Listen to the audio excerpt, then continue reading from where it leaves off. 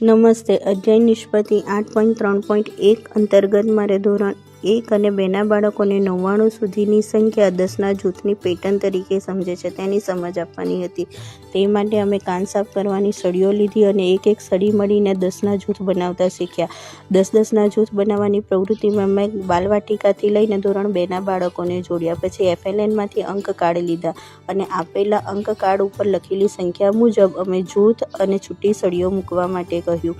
આ રીતે મેં બાળકોને અંક કાર્ડમાં આપેલી સંખ્યા મુજબ જૂથ અને એકમનો ખ્યાલ આપ્યો અને આમાં 10-10ના જૂથ એ દશકનો અંક દર્શાવે છે અને છૂટી સળીઓ એ એકમનો અંક દર્શાવે છે તેની સંકલ્પના સિદ્ધ કરી.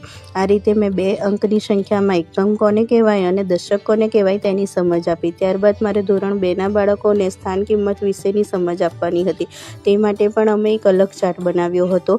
તેમાં આપેલી સંખ્યા મુજબ દશક અને એકમના સ્થાનમાં જૂથ અને છૂટી સળીઓ મૂકીને દશક અને એકમનો ખ્યાલ મેળવ્યા બાદ એકમના અંકની સંખ્યાની સ્થાન કિંમત કેટલી થાય અને દશકના અંકની સંખ્યાની સ્થાન કિંમત કેટલી થાય તેની સમજ મેળવી. આ રીતે અમે કાન સાફ કરવાની સળીઓની મદદથી 2 અંકની સંખ્યામાં એકમ કોને કહેવાય અને દશક કોને કહેવાય તેની સમજ મેળવી. આ હતી અમારી આજની પ્રવૃત્તિ.